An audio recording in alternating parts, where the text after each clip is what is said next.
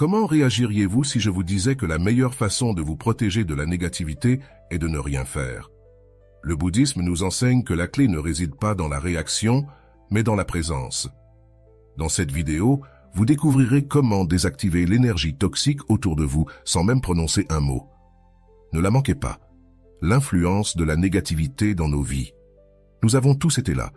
Nous arrivons avec une bonne énergie, impatients de profiter du moment. Et soudainement, une personne avec une attitude négative gâche tout. Cela peut être un collègue qui se plaint constamment, un membre de la famille qui critique sans arrêt, ou même un inconnu qui dégage une mauvaise vibration. Le pire, c'est que, sans vous en rendre compte, vous finissez par absorber cette énergie. Vous êtes de mauvaise humeur, vous vous sentez vidé et parfois, vous réagissez d'une manière que vous ne souhaitiez pas. Pourquoi la négativité des autres nous affecte-t-elle autant? La réponse est simple, parce que nous sommes connectés. Notre esprit est comme une éponge, il absorbe ce qui l'entoure. Si nous sommes entourés de stress, de plaintes et de critiques, il est facile de tomber dans cette même fréquence. Mais voici ce qui est intéressant. Le bouddhisme nous enseigne que nous pouvons changer la façon dont nous nous rapportons à cette énergie, sans fuir ni nous battre.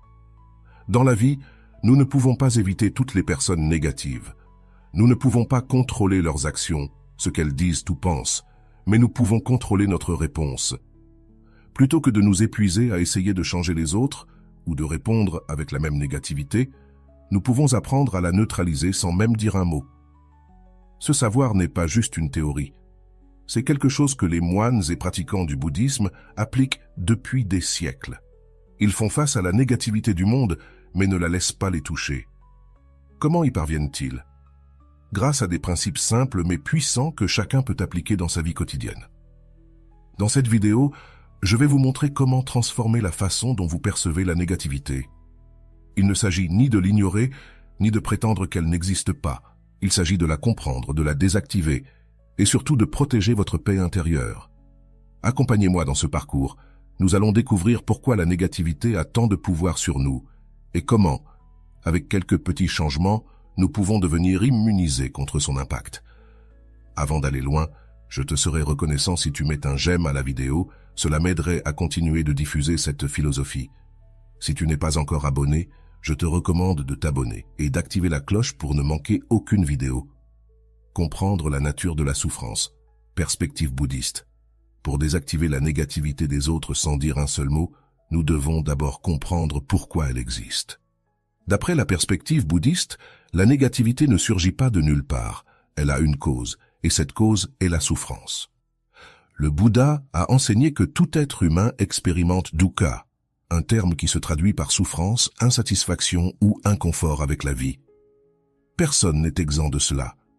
La personne qui se plaint toujours, celui qui critique sans fin, celui qui se met en colère pour tout. Tous ces individus manifestent leur propre souffrance. Peut-être ne l'expriment-ils pas de manière saine, mais au fond, ce qu'ils font, c'est projeter leur douleur intérieure à l'extérieur. Réfléchissez un instant. Lorsque vous avez été en colère, anxieux ou frustré, comment était votre attitude envers les autres? Probablement, sans vous en rendre compte, vous avez été moins patient, plus réactif. Peut-être avez-vous même transmis votre malaise aux autres. C'est quelque chose qui nous arrive à tous. La différence réside dans le fait que certaines personnes restent coincées dans cet état et ne savent pas comment en sortir. Le problème, c'est que nous avons tendance à le prendre personnellement. Si quelqu'un nous parle avec une mauvaise attitude ou nous lance un commentaire négatif, nous l'interprétons comme une attaque directe. Mais si nous appliquons la vision bouddhiste, nous pouvons voir au-delà. Cette personne ne lutte pas contre vous, elle lutte contre elle-même. Vous êtes juste le récepteur de sa frustration, mais le véritable problème est en elle. C'est ici qu'un changement puissant se produit.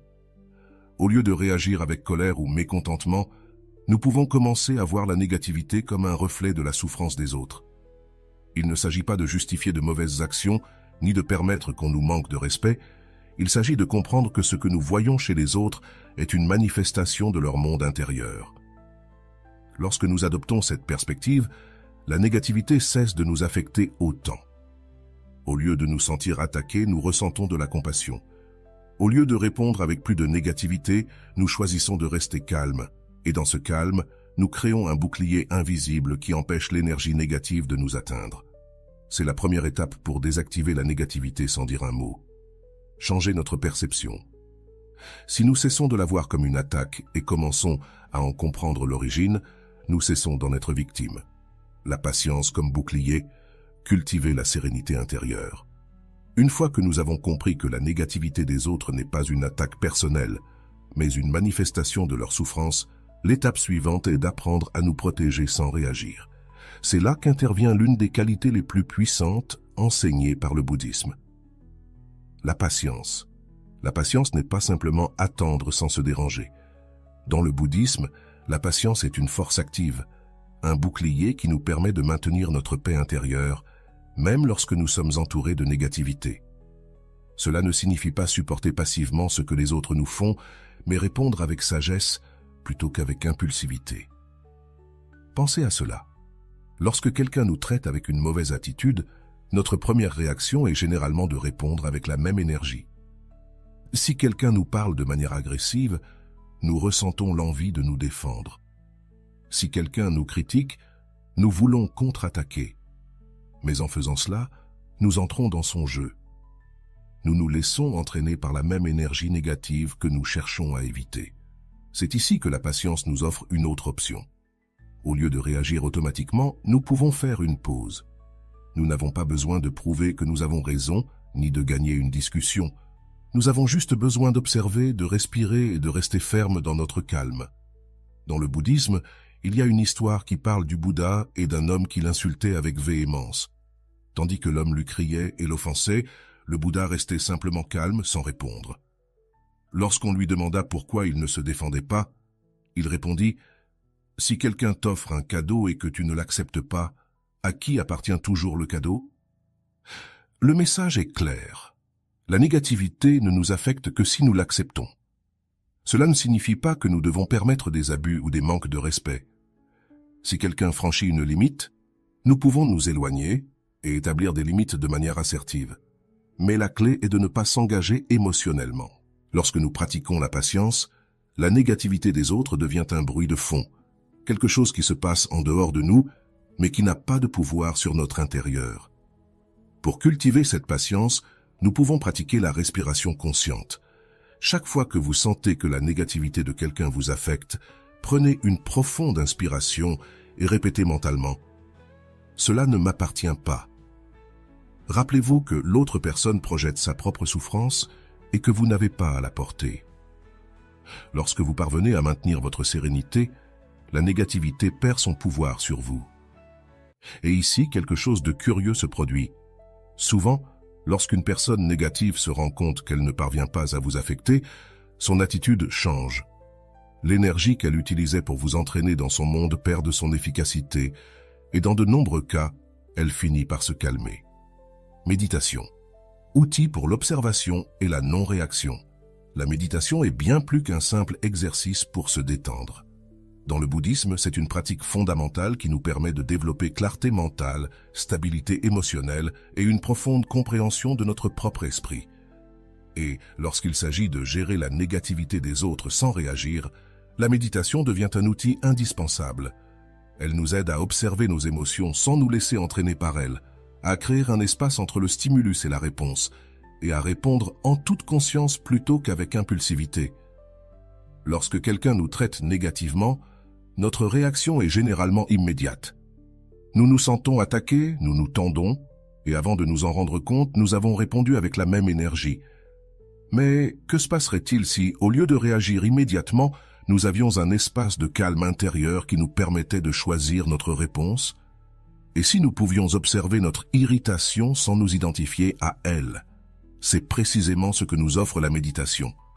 La capacité de ne pas nous laisser emporter par la première réaction automatique et à la place de répondre depuis un état d'équilibre supérieur. Pour comprendre comment cela fonctionne, nous pouvons imaginer notre esprit comme un lac. Si l'eau est trouble et agitée, chaque pierre qui tombe dedans générera un grand impact et une agitation. Mais si l'eau est claire et sereine, nous pourrons voir la pierre tomber sans que la surface en soit affectée de manière significative. Il en va de même pour notre esprit. Si nous sommes remplis de préoccupations, de stress et de pensées accélérées, Tout commentaire négatif d'une autre personne nous secouera fortement. Mais si notre esprit est stable et clair, nous pourrons voir cette négativité pour ce qu'elle est, simplement une manifestation d'une autre personne qui n'a pas à altérer notre paix intérieure. Le problème est que notre esprit n'est pas habitué à cette stabilité. Nous vivons dans un état de distraction constant, sautant d'une pensée à l'autre, réagissant sans nous en rendre compte et permettant à nos émotions de nous contrôler au lieu de les contrôler nous-mêmes. C'est pourquoi la pratique de la méditation est si importante. Elle nous entraîne à observer ce qui se passe dans notre esprit sans nous y accrocher. Il existe de nombreuses formes de méditation, mais l'une des plus efficaces pour développer la capacité de ne pas réagir face à la négativité est la méditation de la respiration. Elle est incroyablement simple, mais en même temps profondément transformative. Elle consiste à s'asseoir dans un endroit calme, fermer les yeux et concentrer toute notre attention sur la respiration. Il ne faut pas essayer de la changer ni de la contrôler, il suffit de l'observer. Au début, l'esprit se distraira constamment, il sera envahi de pensées, se rappellera des tâches à accomplir, revivra des conversations passées. Mais chaque fois que cela se produit, il suffit de revenir à la respiration. Ce simple acte de ramener l'attention encore et encore est ce qui renforce notre capacité à ne pas réagir dans la vie quotidienne. Lorsque nous pratiquons cette méditation régulièrement, quelque chose d'intéressant commence à se produire dans notre vie de tous les jours. Si quelqu'un nous dit quelque chose de négatif ou tente de nous provoquer, au lieu de réagir immédiatement, nous remarquons ce qui se passe en nous. Nous nous rendons compte que nous ressentons l'envie de répondre avec colère. Mais au lieu de nous laisser emporter, nous pouvons simplement l'observer. C'est comme si l'esprit nous donnait quelques secondes supplémentaires avant d'agir. Un petit espace de clarté qui nous permet de décider quoi faire au lieu de réagir sans réfléchir. Les bouddhistes entraînent cette capacité pendant des années, mais même quelques minutes de pratique quotidienne peuvent faire une grande différence. Il ne s'agit pas de devenir une personne complètement inaltérable du jour au lendemain, mais de développer petit à petit la capacité de mieux gérer nos émotions et nos réactions.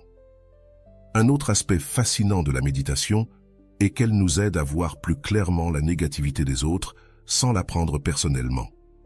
Souvent, quand quelqu'un nous traite mal, nous pensons qu'il s'agit d'une attaque directe contre nous. Mais quand notre esprit est calme, nous pouvons voir que cette personne agit simplement à partir de son propre état intérieur. C'est comme si la méditation nous donnait la capacité de voir au-delà des paroles et des gestes, en comprenant que ce que nous voyons chez les autres n'est rien d'autre que le reflet de leur monde intérieur. La pratique de la méditation nous aide également à renforcer la patience. Lorsque nous méditons, nous apprenons à être présents avec tout ce qui surgit dans notre esprit, sans essayer de le changer ni de réagir face à lui. Si une émotion désagréable survient, nous l'observons sans nous identifier à elle. Si notre esprit est envahi de pensées négatives, nous les laissons simplement passer sans nous y accrocher.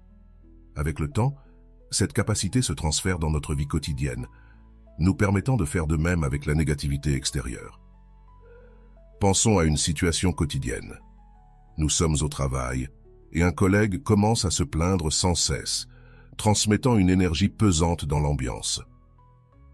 Si nous n'avons pas entraîné notre esprit, nous pourrions nous sentir irrités, mal à l'aise ou même absorber cette négativité sans nous en rendre compte. Mais si nous pratiquons la méditation, nous pouvons remarquer ce qui se passe sans nous y accrocher. Au lieu de réagir avec agacement, nous observons simplement la situation en tant que spectateurs. Cela ne signifie pas que nous approuvons la négativité, mais que nous évitons qu'elle nous affecte. Il en va de même dans des situations plus difficiles. Si quelqu'un nous parle avec agressivité ou nous lance une remarque blessante, nous pouvons ressentir l'envie de répondre avec la même attitude. Mais au lieu d'agir impulsivement, nous respirons, observons l'émotion et décidons si cela vaut vraiment la peine de réagir. Bien souvent, nous réalisons qu'il n'est pas nécessaire de réagir. La négativité perd son pouvoir lorsqu'elle ne trouve rien sur quoi s'appuyer. Bien sûr, cela ne signifie pas que la méditation nous rendra immédiatement immunisés à tout. Il y aura des moments où la négativité nous affecte, où nous réagirons sans le vouloir, ou où nous nous sentirons frustrés de ne pas gérer la situation comme nous le souhaiterions. Mais l'important n'est pas d'être parfait, c'est de continuer à pratiquer. Chaque fois que nous réussissons à rester calmes dans une situation difficile, nous renforçons notre capacité à répondre avec sagesse plutôt qu'avec impulsivité.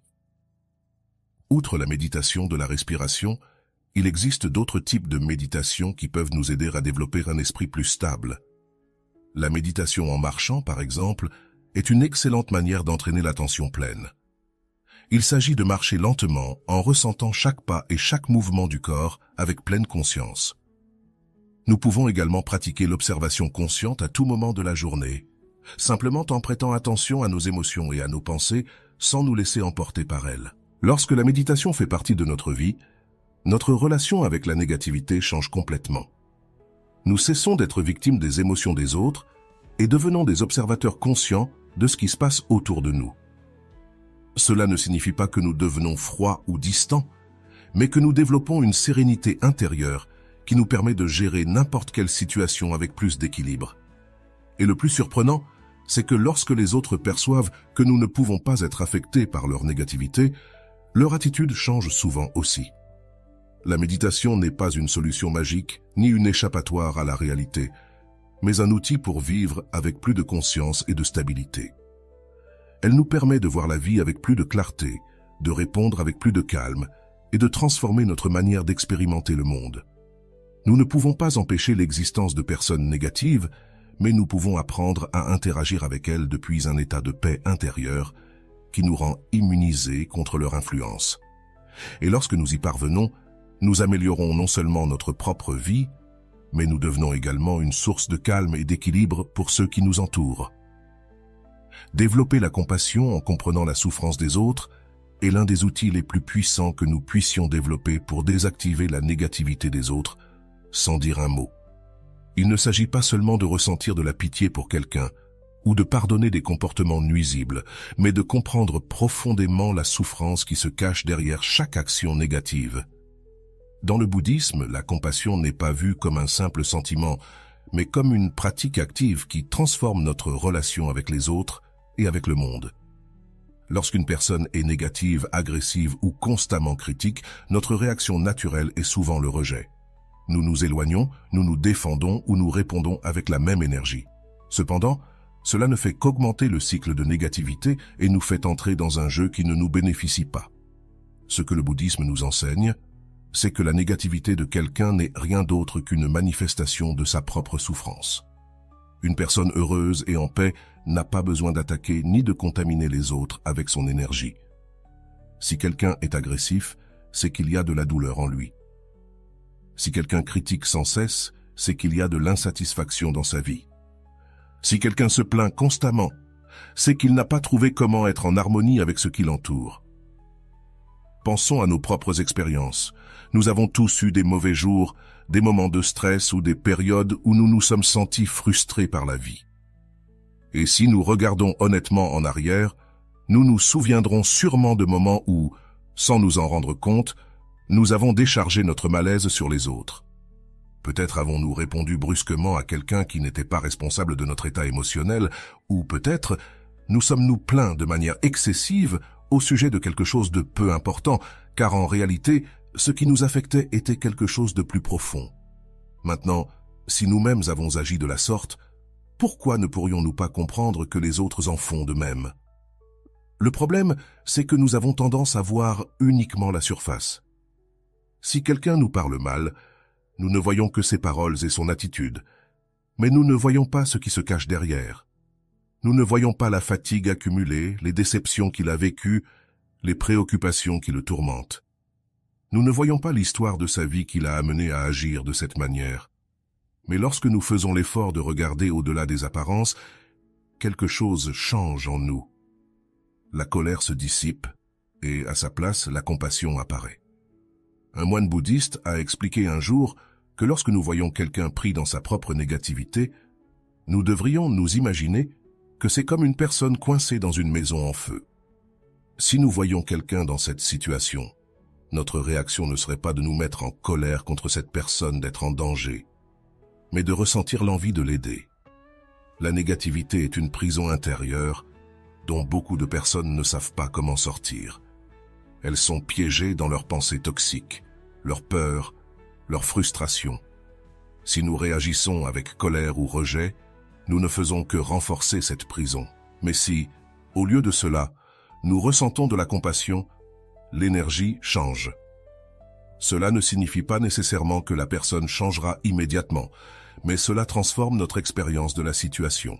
La compassion ne signifie pas permettre qu'on nous manque de respect ni accepter des mauvais traitements. Nous pouvons établir des limites et décider de nous éloigner si une relation est trop toxique, mais lorsque nous le faisons avec compassion, plutôt qu'avec du ressentiment, nous partons en paix sans emporter la charge émotionnelle de cette négativité. Nous ne restons pas coincés dans la rancœur, ni dans le besoin de prouver que nous avons raison. Nous comprenons simplement que chaque personne fait ce qu'elle peut avec ce qu'elle a. La personne est dans son propre processus, et nous ne pouvons pas contrôler comment les autres agissent, seulement comment nous y répondons. Un exercice bouddhiste très puissant pour développer la compassion est la méditation de l'amour bienveillant, également connue sous le nom de Metta Bena. C'est une pratique qui consiste à générer des sentiments d'amour et de compassion envers les autres, en commençant par soi-même et en l'étendant progressivement aux personnes proches, puis aux personnes neutres, et enfin à ceux avec qui nous avons des conflits. L'idée est d'imaginer chaque personne comme un être humain ayant ses propres difficultés et désirs d'être heureux, et de leur envoyer mentalement de bons vœux, tels que tu trouves la paix, que tu sois libre de souffrance, que tu vives avec sérénité. Bien que cela puisse paraître simple ou même naïf, cette pratique a un impact profond sur la manière dont nous percevons les autres. Elle nous aide à voir au-delà des apparences et à nous rappeler qu'au fond, nous cherchons tous à trouver notre chemin dans la vie. Lorsque nous cultivons la compassion de cette manière, nous commençons à remarquer que la négativité des autres nous affecte moins. Ce qui nous irritait ou nous blessait auparavant, nous le voyons maintenant avec plus de compréhension.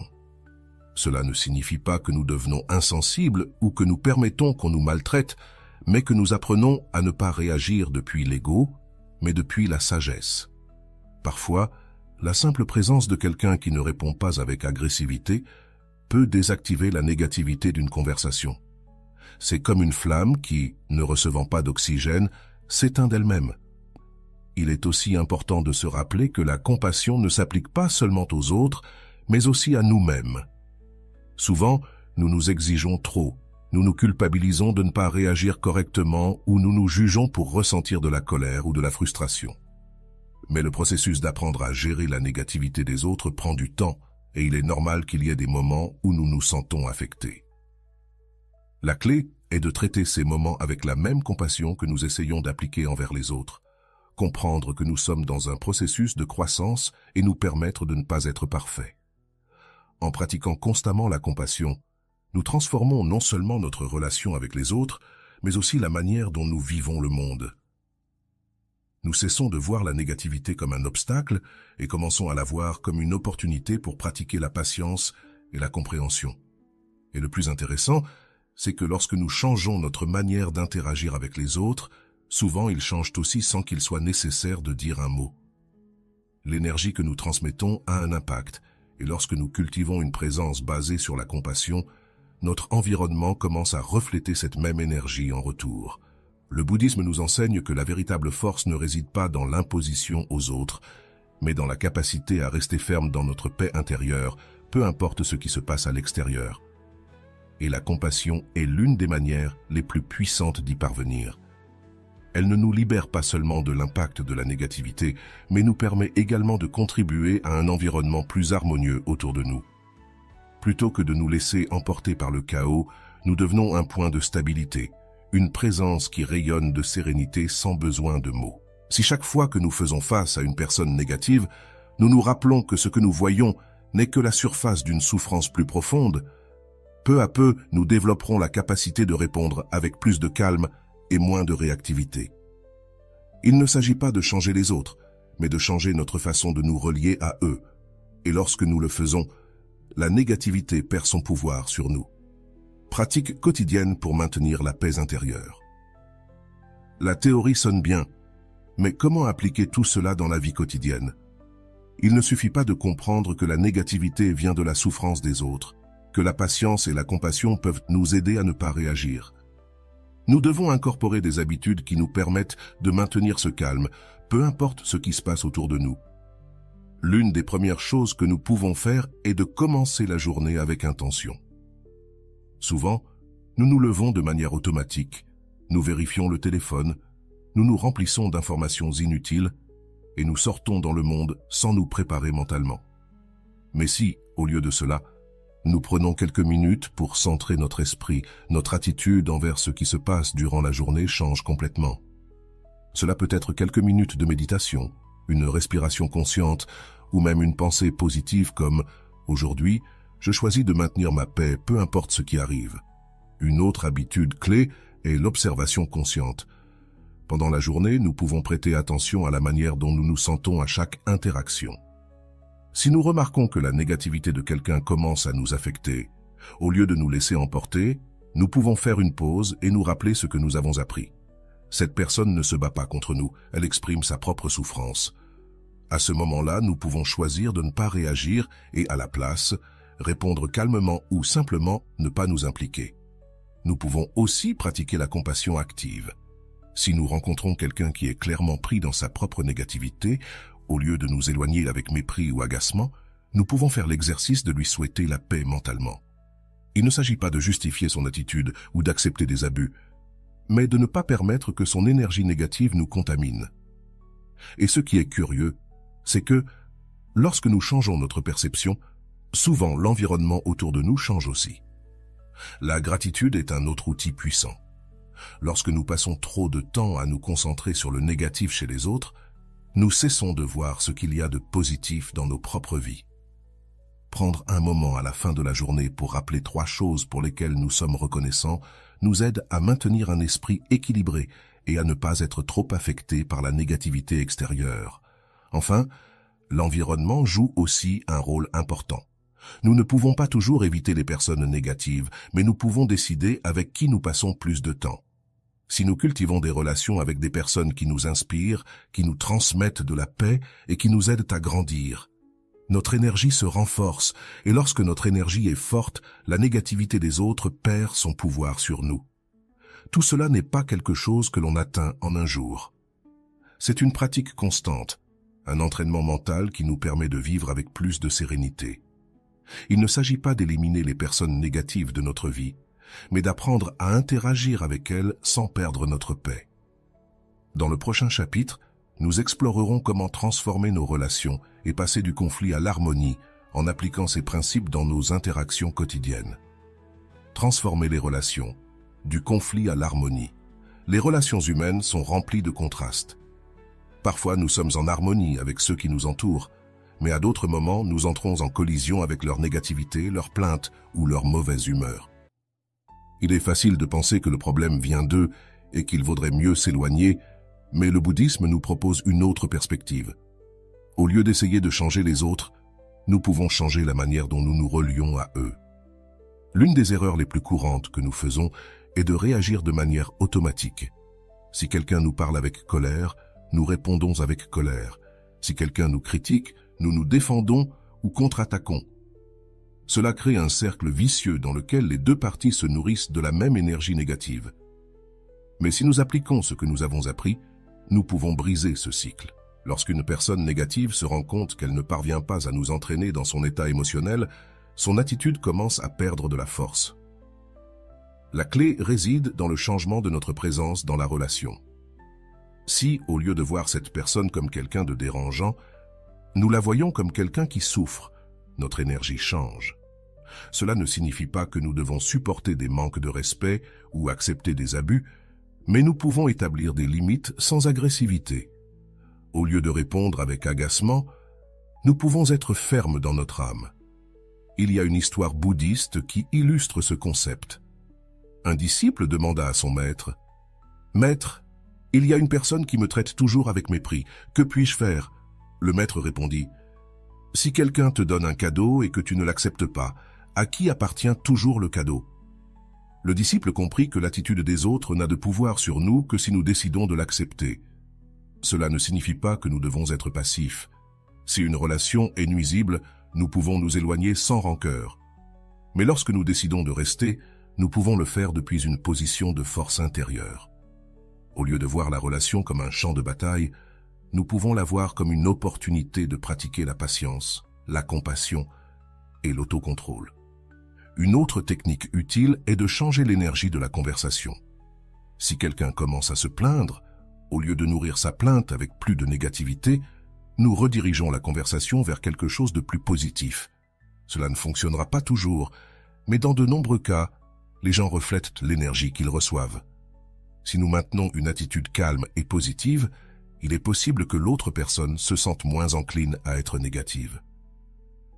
Les relations ne changent pas du jour au lendemain, mais si nous changeons, la dynamique commence aussi à se transformer. Nous ne verrons pas toujours des résultats immédiats, mais avec le temps, nous remarquons que la négativité des autres nous affecte moins et que, même, certaines personnes commencent à adopter une attitude plus sereine autour de nous. Dans le prochain chapitre, nous verrons comment intégrer tous ces enseignements pour vivre en équilibre dans un monde qui, par nature, sera toujours imparfait. Vivre en équilibre dans un monde imparfait. La négativité fait partie de la vie. Peu importe combien nous travaillons sur notre développement personnel, il y aura toujours des moments où nous rencontrerons des personnes difficiles, des situations frustrantes et des défis émotionnels. Mais ce que nous pouvons changer, c'est la manière dont nous répondons à tout cela. Au fil de ce chemin, nous avons appris que la négativité des autres n'est pas une attaque personnelle, mais une expression de leur propre souffrance. Nous avons découvert que la patience et la compassion sont des outils puissants pour ne pas réagir automatiquement, et que la méditation nous aide à observer nos émotions sans nous laisser emporter par elles. Nous avons aussi vu comment de petites habitudes quotidiennes peuvent nous aider à maintenir la paix intérieure, et comment nous pouvons transformer nos relations en appliquant ces principes dans nos interactions. Le monde ne va pas changer pour rendre notre vie plus facile, mais nous pouvons apprendre à nous adapter à lui, plutôt que de lutter contre ce que nous ne pouvons pas contrôler. Lorsque nous arrêtons de donner du pouvoir à la négativité et choisissons de répondre avec calme, nous devenons une source de stabilité pour nous-mêmes et pour ceux qui nous entourent. Souviens-toi que tout cela est une pratique. Cela ne sera pas toujours facile, et il y aura des moments où tu sentiras que la négativité te touche plus que tu ne le souhaiterais. Mais chaque fois que tu parviens à maintenir le calme dans une situation difficile, chaque fois que tu choisis de ne pas réagir face à une provocation, et chaque fois que tu réponds avec compassion plutôt qu'avec colère, tu te renforces dans ce chemin. Si cette vidéo t'a été utile, abonne-toi à la chaîne pour plus de contenu sur le bouddhisme et le développement intérieur. Et raconte-nous dans les commentaires quelle stratégie tu utilises pour gérer les personnes négatives. Nous voulons connaître ton expérience. À bientôt dans la prochaine vidéo.